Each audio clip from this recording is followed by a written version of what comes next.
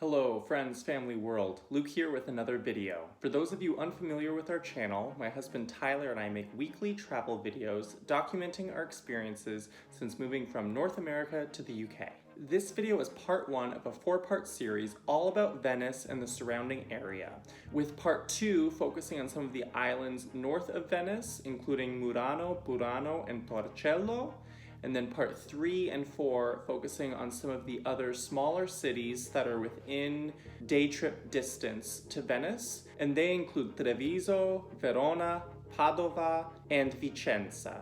So stay tuned for that in future videos.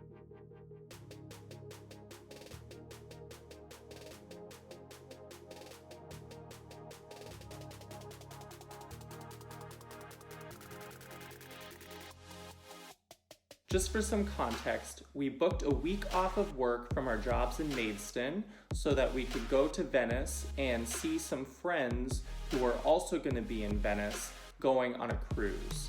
We flew into Venice from London late Friday night after work, and pretty shortly thereafter went to our airport hotel where we spent the night. We got up bright and early the next morning, had some breakfast at our hotel, and got on the public bus to go to one of the major transport hubs for Venice, Santa Lucia station.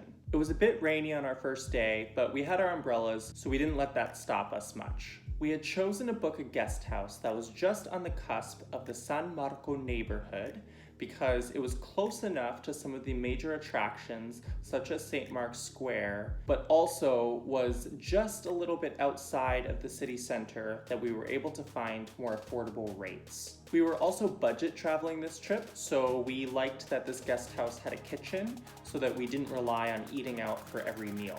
It was definitely budget accommodation, but we were still really happy with the neighborhood and some of the surrounding views of the area.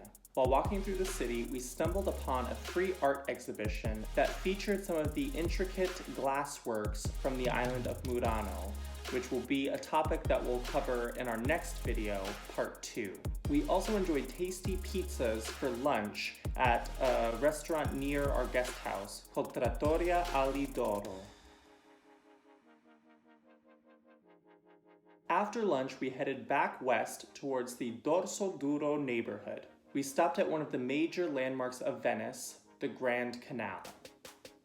The next major destination for us was the Basilica di Santa Maria della Salute. Much of the artwork in the church references the Black Death, as this was devastating the city at the time that this church was built.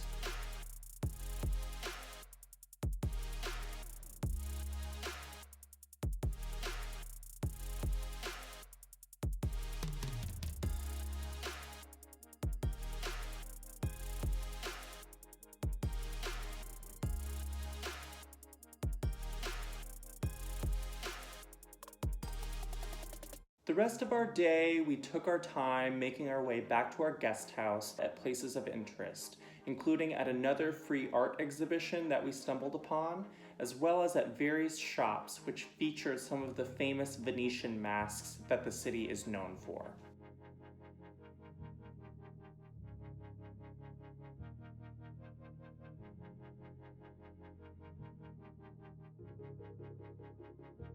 Our next day was fortunately a bit sunnier, and it was the day that we headed to some of the northern Venetian islands, a topic that I'll cover in our next video. When we came back from the islands, it was shortly before sunset, and we decided to go on a gondola ride. Unsurprisingly, the scenery was quite beautiful, and it is, of course, quintessential Venice.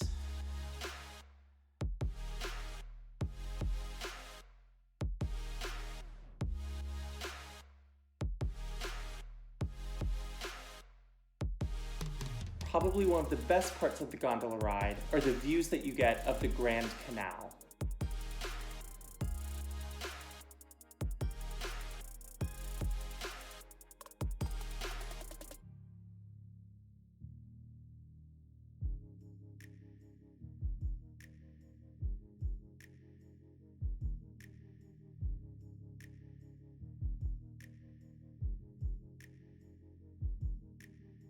After the gondola ride, we made it to St. Mark's Square just in time for sunset, where we had a beautiful view ahead of us. The way the light hit the Doge's Palace and St. Mark's Basilica was really quite magical.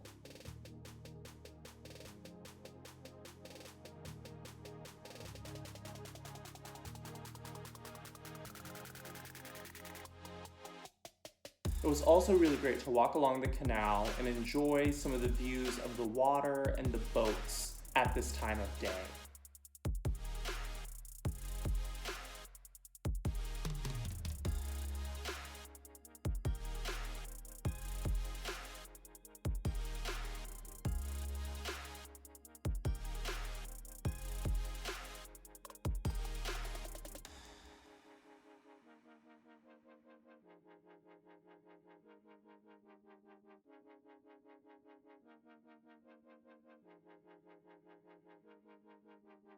We were lucky in that the next day we also had great weather, and we used that time to go on a walking tour of the inside of the Doge's Palace as well as the St. Mark's Basilica.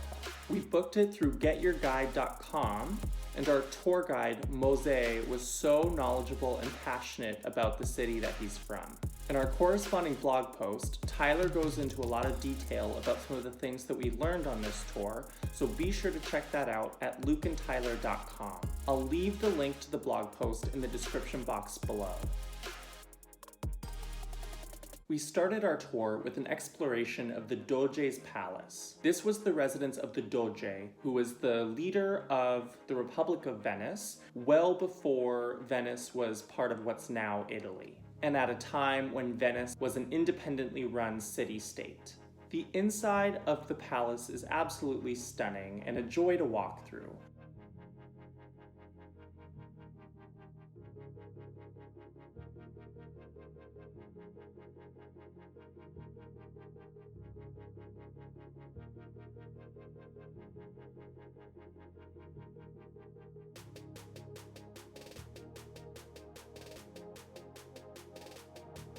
We walked across the famous Bridge of Sighs and got a bit of an idea of some of the prisons that incarcerated prisoners lived in at this particular time in history.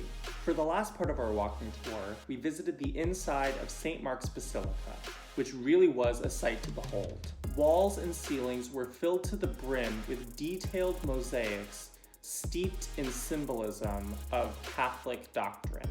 We finished off the tour on the terrace of St. Mark's Basilica. This is probably one of the best views you can get in the city, particularly on a beautiful day like we had.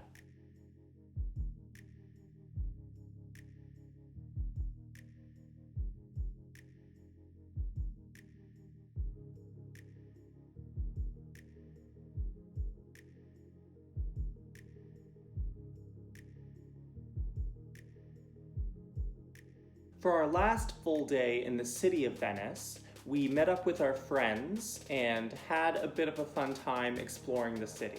It was unfortunate though that there was quite a bit of rain this day and that we had some of the most extensive flooding that we had seen during our time here. To put this in context, this was also literally days before the record floods occurred and made plenty of news headlines around the world in November of 2019. We literally left Venice just days before that flooding occurred, and we felt very fortunate that we had just missed the worst of it. All of St. Mark's Square was literally underwater. It was really quite a sight to see in person. In order to escape the floods a bit, we headed to the Museo Correr, which features a variety of Venetian artworks dating back to the 13th century.